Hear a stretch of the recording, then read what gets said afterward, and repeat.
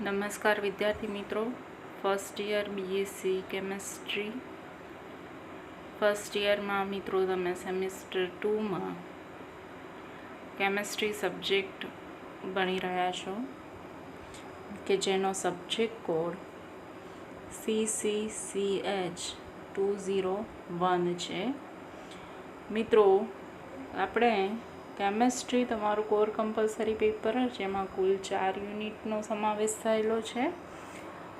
એમાંનો પહેલો યુનિટ એ તમારું inorganic chemistry છે, બીજો યુનિટ ઓર્ગેનિક કેમેસ્ટ્રી, ત્રીજો યુનિટ ફિઝિકલ કેમેસ્ટ્રી અને ચોથો યુનિટ જે છે એ એનાલિટિકલ કેમેસ્ટ્રીનો છે. મિત્રો, આ રીતે તમારું જે કેમેસ્ટ્રીના આખું પેપર છે એના 4 યુનિટો એ આપણા કેમેસ્ટ્રી જે જુદી જુદી આપણે વિદ્યાશાખામાં ભણવાની છે એ 4 વિદ્યાશાખાનો સમાવેશ થાય છે.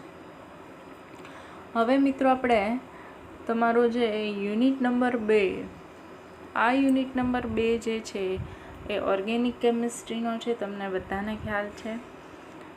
તો એનો ટોપિક છે stereo chemistry of organic compound. Stereo એટલે કે અવકાશ અને કેમેસ્ટ્રી એટલે કે રસાયણ. તો અવકાશ રસાયણ ઓફ ઓર્ગેનિક કમ્પાઉન્ડ્સ એટલે કે કાર્બનિક સંયોજનોનું. તો કાર્બનિક સંયોજનોનું જે અવકાશ રસાયણ છે, આપણે અત્યાર સુધી તમે કાર્બનિક સંયોજનોમાં તમને બધાને ખ્યાલ છે કે આપણે જે અભ્યાસ કર્યો છે એમાં મોટા ભાગે એની રાસાયણિક પ્રક્રિયાઓ, જુદી જુદી કાર્બનિક સંયોજનોની આપણે લાક્ષણિકતાઓ, ગુણધર્મો, એમાં જોવા મળતું સંસ્પંદન, હાઇપર કન્જ્યુગેશન એ અગાઉના તમે યુનિટ્સમાં ભણ્યા. SN1 SN2 mechanism, E1 E2 ક્રિયાવિધિ, બરાબર છે. તો એ આપણું જે કેમેસ્ટ્રી છે એ રાસાયણિક પ્રક્રિયાઓને આધારે આપણે સમજ્યા. એમાં જે પ્રક્રિયા થાય અને આપણને એક જે કાર્બનિક સંયોજન છે એ અન્ય પ્રક્રિયકો સાથે નિશ્ચિત તાપમાન, દબાણે, નિશ્ચિત પ્રક્રિયા પરિસ્થિતિમાં પ્રક્રિયા કરીને આપણને નવું કાર્બનિક સંયોજન નિપજ તરીકે આપે છે. તો આપણે આ દરેક માહિતી છે અત્યાર સુધીના અભ્યાસક્રમમાં જોઈ છે, પરંતુ તમારે જનરલી જે બાકીના યુનિટમાં તમે અભ્યાસ કરો છો એનાથી આ યુનિટ થોડો ડિફરન્ટ છે. કારણ કે આ યુનિટમાં મિત્રો તમારે અવકાશમાં જે કાર્બનિક સંયોજનોનું અવકાશમાં એની સંરચના છે એનો જે અભ્યાસ છે એ આપણે અહીંયા કરીએ છીએ. તો અવકાશ રસાયણ જ્યારે કાર્બનિક સંયોજનનું ભણવું હોય તો એમાં આપણે એના પ્રકાશીય સમઘટકતા વિશેની સમજૂતી મેળવવી પડે. એટલે કે એના પ્રકાશીય સમઘટકો જે છે એની આપણે માહિતી મેળવી રહ્યા છીએ. તો અગાઉના લેક્ચરમાં મિત્રો આપણે પ્રકાશીય સમઘટકતા એટલે શું, પછી પ્રકાશ ક્રિયાશીલતા એટલે શું, સાથે સાથે પરિભ્રમણ કોણ અને વિશિષ્ટ પરિભ્રમણ કોણની માહિતી મેળવી. અને ત્યારબાદ મિત્રો આપણે જે આવા પ્રકાશીય ક્રિયાશીલતા દર્શાવતા જે સમઘટકો છે એ સમઘટકોની લાક્ષણિકતા માટેનો પણ આપણે અભ્યાસ કર્યો કે જે સંયોજનો છે એ આપણા સંયોજનોની અંદર સમમિતિ તત્વો આવેલા ન હોય, એટલે કે સમમિતિ અક્ષ, સમમિતિ તલ અને સમમિતિ કેન્દ્ર આવેલા ન હોય એવા જ સંયોજનો છે એ પ્રકાશ ક્રિયાશીલ બને છે. અને સાથે સાથે એની આપણે એક અગત્યની કન્ડિશન છે કે જે પ્રકાશ ક્રિયાશીલતા દર્શાવતું સંયોજન છે એ એટલે કે એવું કાર્બનિક સંયોજન છે એનું પ્રતિબિંબ એ દર્પણ પ્રતિબિંબ છે એના ઉપર અધ્યારોપિત થઈ શકતું નથી. તો એ આપણે એની લાક્ષણિકતા અને ગુણધર્મોનો અભ્યાસ કર્યો કે આ જે કાર્બનિક સંયોજનોમાં આ પ્રકારની લાક્ષણિકતા અને ગુણધર્મો જોવા મળે એ જ કાર્બનિક સંયોજનો એ પ્રકાશીય સમઘટકો આપે છે. એના પછી મિત્રો આપણે કિરાલિટીનો પણ કોન્સેપ્ટ સમજ્યા. ત્યારબાદ એનાન્સિયોમર્સ એટલે કે પ્રતિબિંબી સમઘટકો કોને કહેવાય, એમાં ક્લોકવાઇઝ અને એન્ટી ક્લોકવાઇઝ રોટેશન છે. એના આધારે પણ આપણે ડેક્સ્ટ્રો અને લીવો સમઘટકોની એ માહિતી મેળવેલી છે. ડેક્સ્ટ્રો અને લીવો સમઘટકો છે એ આપણે આ ઉપરાંત એના પ્રકાશ ક્રિયાશીલતા માટેના જે ભ્રમણકોણ છે એના આધારે પણ સમજાવી શકીએ છીએ કે જે જમણેરી અને ડાબેરી એટલે કે જમણી દિશામાં અને ડાબી દિશામાં કોણાવર્તન આપે છે, જેને આપણે દક્ષિણ ભ્રમણીય અને વામ ભ્રમણીય પણ સમઘટકો કહીએ છીએ. અને લાસ્ટ લેક્ચરમાં આપણે જે અભ્યાસ કર્યો એ તમારે ટોપિકનો સમાવેશ થયો હતો અને એ ટોપિક છે એક અસમ કાર્બન પરમાણુ ધરાવતું કાર્બનિક સંયોજન કે જે પ્રકાશીય સમઘટકતા દર્શાવે છે. એના વિશેની આપણે સમજૂતી મેળવી. હવે મિત્રો, આ એક અસમ કાર્બન પરમાણુ એવો ઉલ્લેખ થાય છે. તો એક અસમ કાર્બન પરમાણુ અને કિરાલ કાર્બન પરમાણુ એ બંનેની ડેફિનેશન આપણે જાણીએ છીએ કે જે કાર્બન પરમાણુ છે એની જ્યારે 4 સંયોજકતા જુદા જુદા પરમાણુ કે પરમાણુ સમૂહ વડે સંતોષાયેલી હોય એવા કાર્બન પરમાણુને અસમ કાર્બન પરમાણુ અથવા તો કિરાલ કાર્બન પરમાણુ કહે છે. આવું કિરાલ કાર્બન ધરાવતું જે કાર્બનિક સંયોજન છે એ પ્રકાશ ક્રિયાશીલ હોય છે, એટલે કે એની સમતલ ધ્રુવીભૂત પ્રકાશના સંદર્ભમાં એની વર્તણૂક છે એ કેવી હોય છે? ભિન્ન હોય છે. તો એ આપણે કિરાલિટી જે ટોપિક સમજ્યા એમાં પણ એનો સમાવેશ થાય છે. સાથે સાથે મિત્રો, આપણે જે એક અસમ કાર્બન પરમાણુ માટેની જે સમજૂતી જોઈ એમાં લેક્ટિક એસિડનું આપણે ઉદાહરણ એ સમજૂતી માટેનું ભણેલા છીએ. તો હવે જે આ કિરાલ કાર્બન પરમાણુ છે એ કિરાલ કાર્બન પરમાણુ ધરાવતું કાર્બનિક સંયોજન જે સમતલ ધ્રુવીભૂત પ્રકાશના સંદર્ભમાં આપણને ભિન્ન વર્તણૂક આપે છે. એ કાર્બનિક સંયોજન છે એના રાસાયણિક અને ભૌતિક ગુણધર્મો તો કેવા હોય છે? સમાન હોય છે, પરંતુ એ સમતલ ધ્રુવીભૂત પ્રકાશના સંદર્ભમાં આપણને ભિન્ન વર્તણૂક આપે છે. તો એના આ ગુણધર્મને કિરાલિટી કહેવામાં આવે છે. તો ખાસ મિત્રો, તમારે કિરાલિટી જે છે એ કિરાલિટીની સમજૂતી એટલે કે એની ડેફિનેશન છે એ તમને આવડતી હોવી જોઈએ. કિરાલિટી કોને કહેવાય? તો જે એક અસમ કાર્બન ધરાવતો હોય, એટલે કે બંધારણની અંદર અસમ કાર્બન પરમાણુની હાજરી હોવી જોઈએ. અને આવું કાર્બનિક સંયોજન જે છે એ કાર્બનિક સંયોજન આપણને સમતલ ધ્રુવીભૂત પ્રકાશના સંદર્ભમાં ભિન્ન વર્તણૂક આપશે. તો આવી ભિન્ન વર્તણૂક જે દર્શાવે છે એ ગુણધર્મને શું કહેવામાં આવે છે? કિરાલિટી. કારણ કે મિત્રો, આપણું જે કાર્બનિક સંયોજન છે એના પ્રકાશીય સમઘટકો કયા કયા? તો ડેક્સ્ટ્રો અને લીવો. આ બંને એના પ્રકાશીય સમઘટકો છે. તો ડેક્સ્ટ્રો અને લીવો જે છે એ કોઈ પણ કાર્બનિક સંયોજનના પ્રકાશીય સમઘટકો આપણને કેટલા મળે છે? 2 મળે છે. 2 સમઘટકો જોવા મળે છે, ડેક્સ્ટ્રો બંધારણ અને લીવો બંધારણ. તો આ બંને જે સમઘટકો છે એ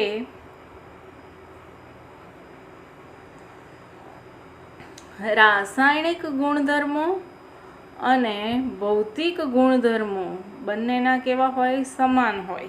કારણ કે બંનેમાં સરખો જ ક્રિયાશીલ સમૂહ હાજર હશે. તો એમાં સમાન ક્રિયાશીલ સમૂહની હાજરી હોય છે. ત્યારબાદ આ બંધારણ છે એમાં અણુસૂત્રો પણ કેવા હોય છે? સમાન હોય છે. બંધારણીય સૂત્ર પણ કેવા હોય છે? સમાન હોય છે. અને માટે જ આ જે પ્રકાશીય સમઘટકો છે એમના રાસાયણિક ગુણધર્મો કેવા મળે છે? આપણને સરખા મળે છે. પરંતુ આ બંને સમઘટકો છે એ સમતલ ધ્રુવીભૂત પ્રકાશના સંદર્ભમાં એની વર્તણૂક કેવી હોય છે? ભિન્ન હોય છે. તો આ ગુણધર્મ જે છે એને શું કહેવામાં આવે છે? કિરાલિટી કહેવામાં આવે છે. એના આધારે મિત્રો આપણે અગાઉના લેક્ચરમાં એક અસમ કાર્બન ધરાવતું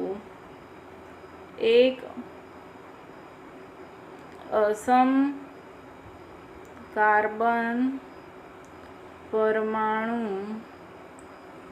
ધરાવતું પ્રકાશીય સમઘટકતા દર્શાવતું કાર્બનિક સંયોજન કયું જોયું? Lactic acid. બરાબર છે.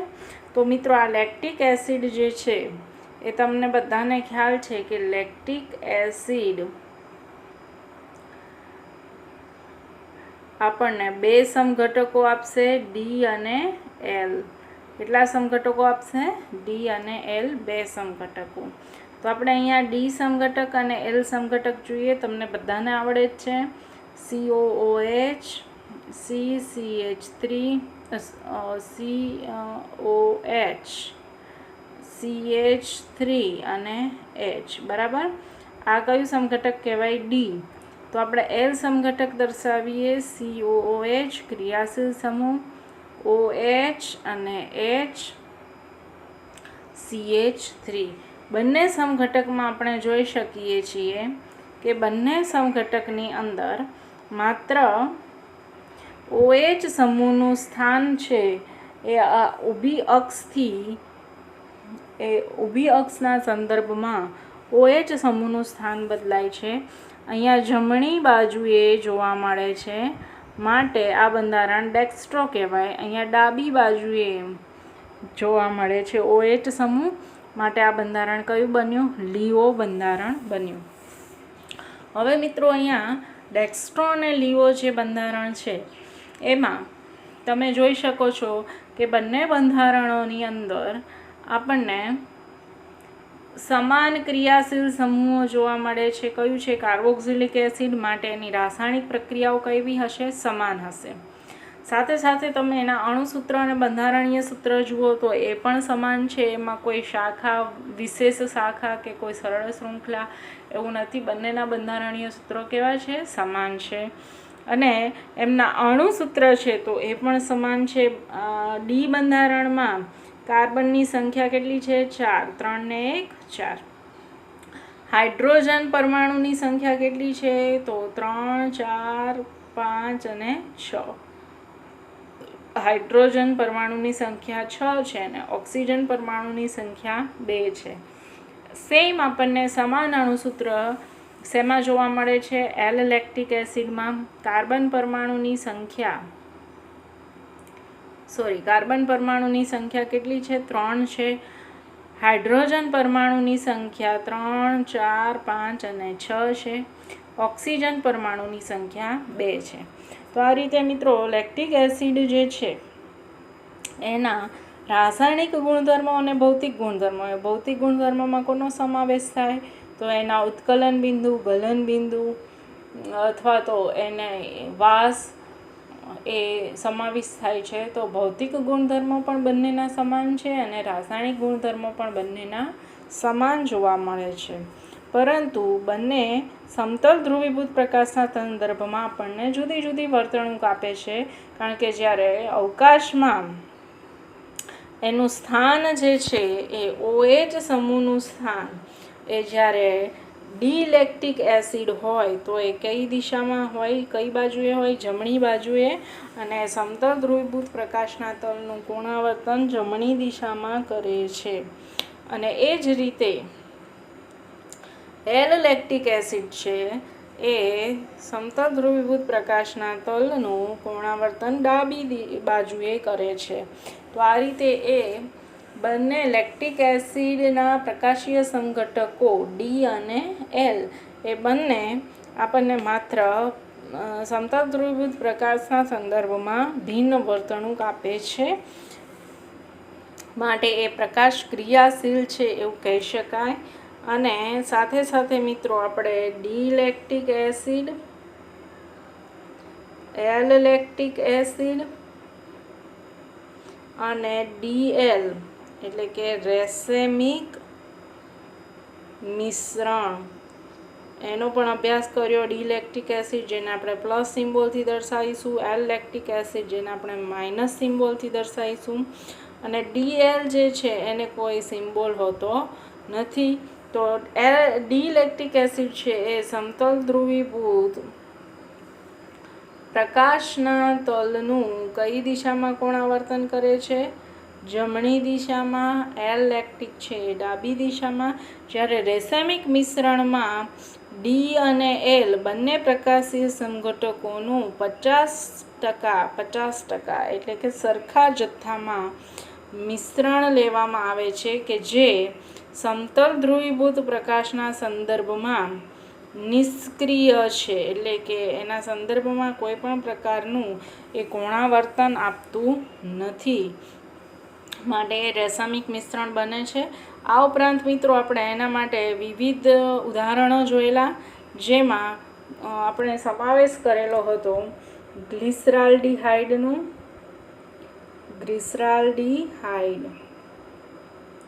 ત્યારબાદ મિત્રો આપણે બીજું એક્ઝામ્પલ જે છે એ જોયેલું છે આલ્ફા એમિનો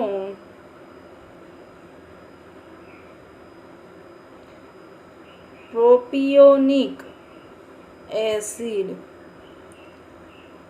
બરાબર છે. એની સાથે સાથે આપણે ઉદાહરણ જોયું હતું નંબર 3 2-બ્યુટેનોલ. નંબર 4 આપણે એક્ઝામ્પલ જોયું હતું મેન્ડેલિક એસિડ. ત્યારબાદ આપણે એક્ઝામ્પલ આવેલું છે મેલિક એસિડ. એના પછી નંબર 6નું એક્ઝામ્પલ આપણે જોયું હતું એ હતું એમાઇલ આલ્કોહોલ. અને સૌથી છેલ્લું 7મું એક્ઝામ્પલ જે આપણે લાસ્ટ લેક્ચરમાં જોયું વેલેરિક એસિડ. તો આ દરેક એસિડ જે છે અહીંયા આપણે દર્શાવેલા છે એ દરેક એસિડ છે એ એની વિશેષતા શું છે? તો આ દરેક એસિડ માત્ર ને માત્ર એક જ અસમ કાર્બન ધરાવે છે. એક અસમ કાર્બન ધરાવતા સંયોજનમાં આવે છે, જે આપણને પ્રકાશીય સમઘટકો કયા આપે છે? ડી અને એલ સમઘટકો આપે છે. હવે મિત્રો આજે આપણે તમારો આ જ યુનિટનું બીજું એક કોન્સેપ્ટ સમજવા જઈ રહ્યા છીએ, જેમાં 2 અસમ કાર્બન પરમાણુઓ આવેલા હોય એવા પ્રકાશી સમઘટકો દર્શાવતા કાર્બનિક સંયોજનનો આપણે અભ્યાસ કરવાનો છે. તો હવે અહીંયા પણ ફરી પાછો એમાં બીજો એક ભાગ પડે છે, અને એ ભાગ કયો છે? તો 2 અસમ કાર્બન તો છે જ, અહીંયા તમે જોઈ શકો છો 2 અસમ કાર્બન પરમાણુઓ તો હોવા જ જોઈએ, પરંતુ એ બંને પાછા સમાન અસમ કાર્બન પરમાણુ હોવા જોઈએ. એટલે કે બંને કાર્બન કેવા હોવા જોઈએ? સમાન. તો એમાં સમાવેશ થાય છે ટાર્ટ્રિક એસિડનો, 1,3-ડાયબ્રોમોબ્યુટેનનો. એના પછી સમાવેશ થાય છે આલ્ફા ડાયબ્રોમોસક્સિનિક એસિડનો. કોનો સમાવેશ થાય છે? એક તો છે ટાર્ટરિક એસિડ, બરાબર, જેનો આપણે અહીંયા અભ્યાસ કરવાનો છે. બીજું છે 1,3-ડાયબ્રોમોબ્યુટેન, એટલે કે પહેલા અને ત્રીજા કાર્બન ઉપર 2 બ્રોમિન હોવા જોઈએ. તો એનું આપણે બંધારણ પછીથી સમજીએ. એના પછી છે આલ્ફા ડાયબ્રોમોસક્સિનિક એસિડ. અને છેલ્લે જે બંધારણ છે એ કયું આપેલું છે? તો 3,4 ડાયમિથાઇલ 4-ફિનાઇલ 3-હેક્સેનોલ. હવે અહીંયા જે નામ આપેલા છે એનું તમે IUPAC બંધારણ દોરવાનો પ્રયત્ન કરી શકો છો. જેમ કે હું તમને અહીંયા 1,3-ડાયબ્રોમોબ્યુટેનનું બંધારણ સમજાવું.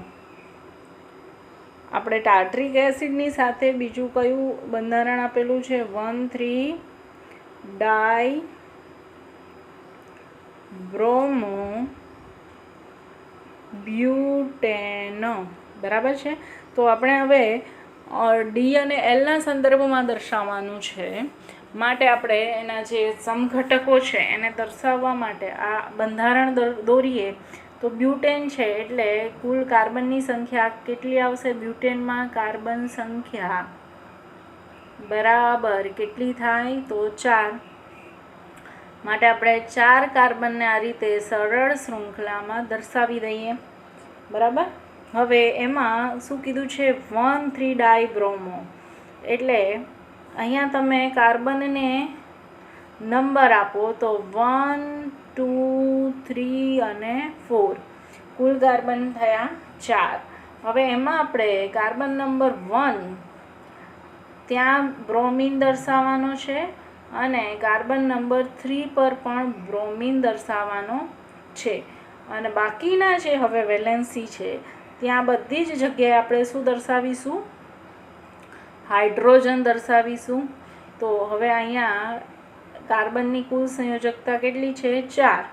એમાં બાકી રહેતી સંયોજકતા ઉપર આપણે હાઇડ્રોજન દર્શાવીએ એટલે આ રીતનું બંધારણ થશે. બરાબર છે. તો હવે અહીંયા તમે જોઈ શકો છો કે કાર્બન નંબર 1 જે છે ત્યાં અસમ કાર્બન પરમાણુ આવેલો છે. શા માટે? કારણ કે કાર્બન નંબર 1 છે એની ઉપર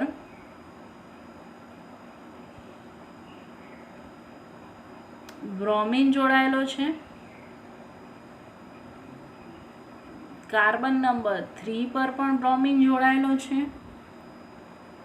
જ્યારે કાર્બન નંબર 2 અને 4 જે છે એ બંને ઉપર આપણને સમાન હાઇડ્રોજન જોવા મળે છે. માટે આ 1,3-ડાયબ્રોમોબ્યુટેન છે એ કુલ કેટલા અસમ કાર્બન ધરાવે છે? 2 અસમ કાર્બન ધરાવતું ઉદાહરણ થયું. તો આ જ રીતે તમે અન્ય આપેલા ઉદાહરણો છે એના પણ IUPAC નોમેનક્લેચરને આધારે બંધારણો છે એ દોરી શકો છો અને એના આધારે તમારે એમાં 2 સમાન અસમ કાર્બન પરમાણુ છે એ સમજવાનું રહેશે. તો હવે આપણે જાણીએ છીએ કે ટાર્ટ્રિક એસિડ આપણે અગાઉ પણ સમમિતિ તલની જે સમજૂતી મેળવેલી એમાં કાર્બનિક સંયોજન ટાર્ટ્રિક એસિડનો ઉલ્લેખ કરેલો. ટાર્ટ્રિક એસિડ એ કુલ 4 કાર્બન ધરાવે છે અને એમાં વચલા બંને કાર્બન છે એમાં હાઇડ્રોજન અને OH સમૂહ આવેલા છે. તો હવે આ જે ટાર્ટ્રિક એસિડ છે એની અંદર અસમ કાર્બન પરમાણુની હાજરી છે. માટે એને આપણે પ્રકાશીય સંઘટકના સ્વરૂપમાં એટલે કે પ્રકાશ ક્રિયાશીલ સંયોજનના સ્વરૂપમાં દર્શાવવાનું રહેશે.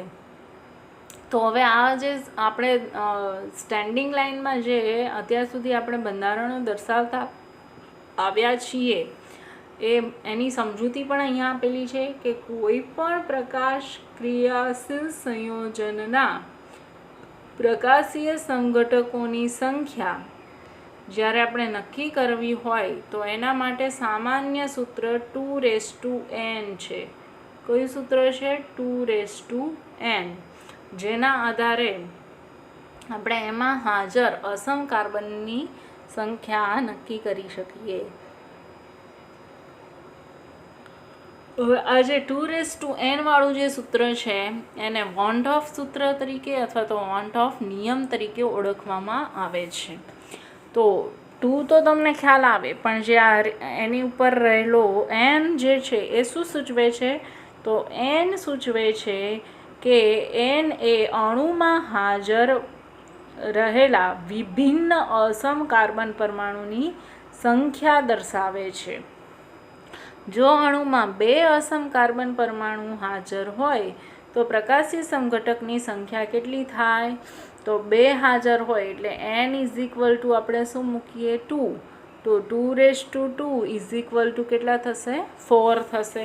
તો એનો મતલબ એવો થાય કે આપેલું બંધારણ છે એ કુલ 4 પ્રકાશીય સમઘટકો દર્શાવશે. બરાબર. આ નિયમ ત્યારે લાગુ પાડી શકાતો નથી કે જ્યારે બંને અસમિત કાર્બન પરમાણુ સમાન હોય. અહીંયા તમે આપણું હેડિંગ કયું છે? તો 2 સમાન અસમિત કાર્બન. તો તમને ખ્યાલ આવી ગયો કે અહીંયા આ બંને કાર્બન છે અસમ કાર્બન છે, પરંતુ બંને પાછા કેવા છે? સમાન છે.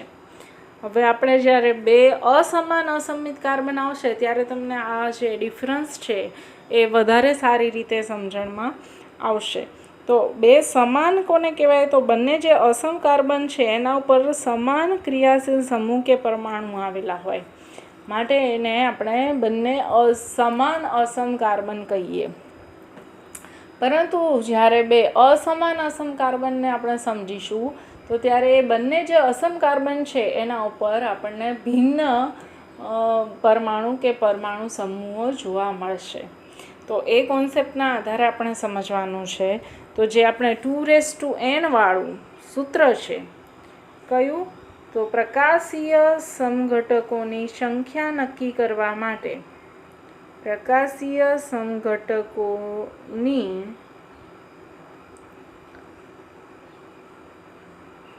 સંખ્યા નક્કી કરવા માટે જે સૂત્ર વપરાય છે એ સૂત્રને શું કહેવામાં આવે છે? વોન્ટ હોફ સૂત્ર અથવા તો વોન્ટ હોફ નિયમ તરીકે ઓળખવામાં આવે છે. તો આ જે વોન્ટ હોફ સૂત્ર અથવા તો વોન્ટ હોફ નિયમ કયો છે? વોન્ટ હોફ સૂત્ર અથવા વોન્ટ હોફ નિયમ એ શું છે? તો 2n જેટલા પ્રકાશીય સમઘટકો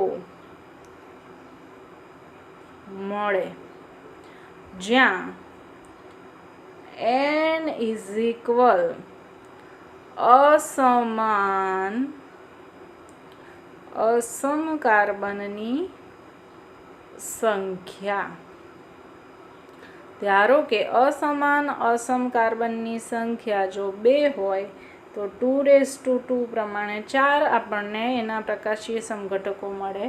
જો n ઇઝ ઇક્વલ ટુ 1 હોય એટલે કે આપેલા કાર્બનિક સંયોજનમાં અસમાન અસમ કાર્બનની સંખ્યા માત્ર અને માત્ર 1 જ હોય, જેમ કે આપણું આગળ દર્શાવેલું લેક્ટિક એસિડનું બંધારણ, તો એમાં 2^1 પ્રમાણે કુલ આપણને 2 જ પ્રકાશીય સમઘટકો પ્રાપ્ત થાય.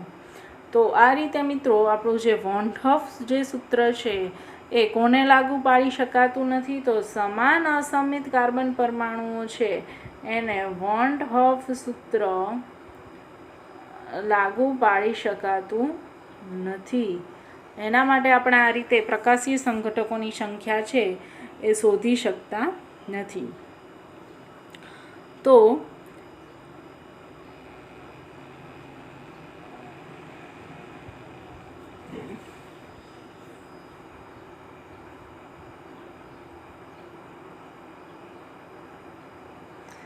જ્યારે આપણને બંને અસમિત કાર્બન પરમાણુ છે એ સમાન મળે છે તો એવું આપણી પાસે ઉદાહરણ છે. એ કોનું ઉદાહરણ છે? ટાર્ટ્રિક એસિડનું ઉદાહરણ. તો આપણે જ્યારે તમારે પ્રશ્નમાં 2 અસમ કાર્બન પરંતુ બંને સમાન અસમ કાર્બન લખેલું હોય, 2 સમાન અસમિત કાર્બન પરમાણુ ધરાવતા સંયોજનોના પ્રકાશીય સમઘટકો સમજાવો, તો એના ઉદાહરણમાં આપણે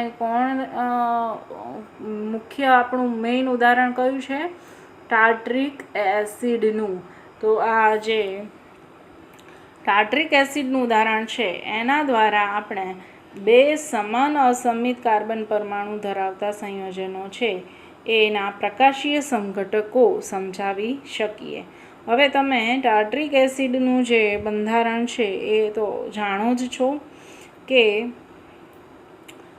ટાર્ટ્રિક એસિડમાં આપણને કુલ 4 કાર્બન જોવા મળે છે. એમાં બંને છેડાના કાર્બન છે એમાં COOH ગ્રુપ છે અને વચ્ચેના બંને કાર્બન છે એમાં આપણને H અને OH ગ્રુપ જોવા મળે છે. બરાબર. આ સામાન્ય ટાર્ટ્રિક એસિડનું ઉદાહરણ એટલે કે એનું બંધારણ થયું. પરંતુ જ્યારે આપણે પ્રકાશીય સંદર્ભમાં દર્શાવવા જઈએ ત્યારે આ બંને OH સમૂહો છે એને આપણે નિશ્ચિત દિશામાં દર્શાવવા જરૂરી છે. તો એની માહિતી છે એ આપણે હવે નેક્સ્ટ લેક્ચરમાં જોઈશું. અને આપણે આ નેક્સ્ટ લેક્ચરમાં આપણે 2 અસમાન કાર્બન પરમાણુ ધરાવતા સંયોજનો એનો અભ્યાસ કરીશું.